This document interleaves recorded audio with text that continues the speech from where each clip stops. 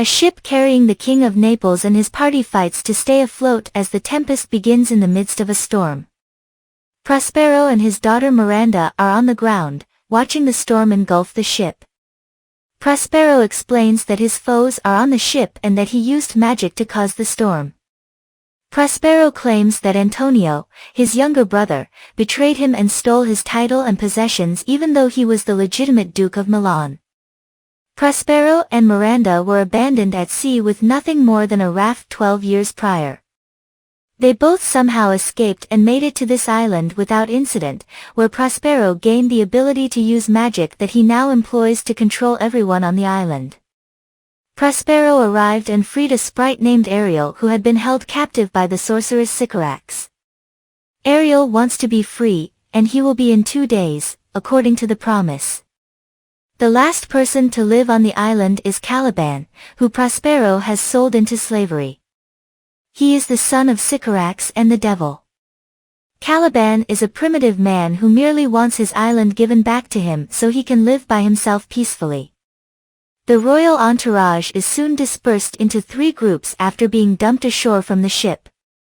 Ferdinand, the king's son, is brought to Prospero, where he meets Miranda and the two immediately fall in love. Alonso, the king of Naples, and the rest of his company had arrived on another side of the island in the meantime. Alonso laments the loss of his son and worries that Ferdinand has passed away.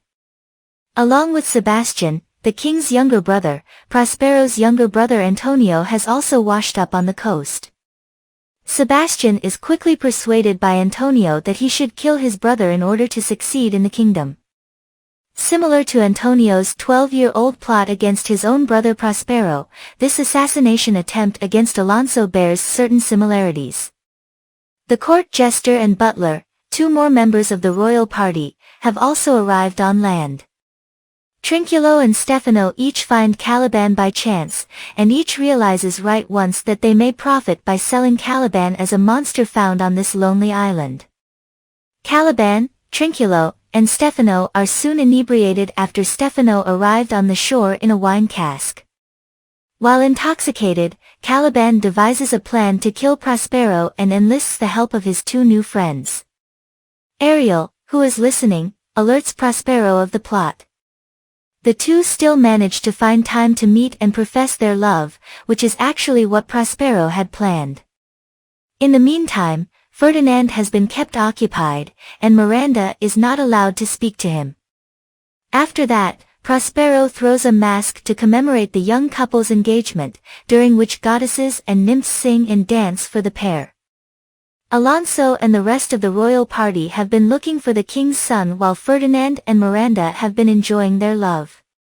Prospero is worn out from the quest, and the king has given up hope of ever seeing his son alive.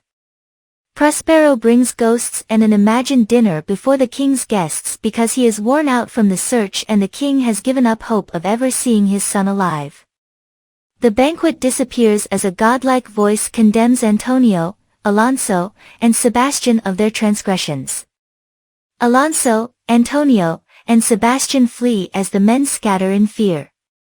Caliban, Trinculo, and Stefano are given unpleasant pond swims and a briar patch run through as punishment by Prospero. After completing his mission, Prospero invites the king's guests to join him. After the spell is broken and Prospero is dressed as the legitimate Duke of Milan, Alonso rejects any claims to the dukedom and accepts responsibility for his errors. Within moments, Prospero reunites the king together with his son, Ferdinand.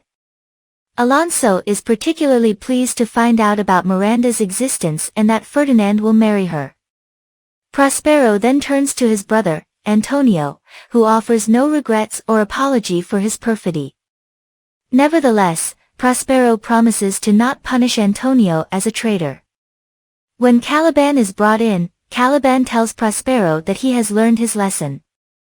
His 2 co-conspirators, Trinculo and Stefano, are going to be punished by the king. Soon, the whole party retires to Prospero's cell to celebrate and await their departure home. Only Prospero is left on stage. In a final speech, Prospero tells the audience that only with their applause will he be ready to leave the island with the remainder of the party. Prospero leaves the stage to the audience's applause.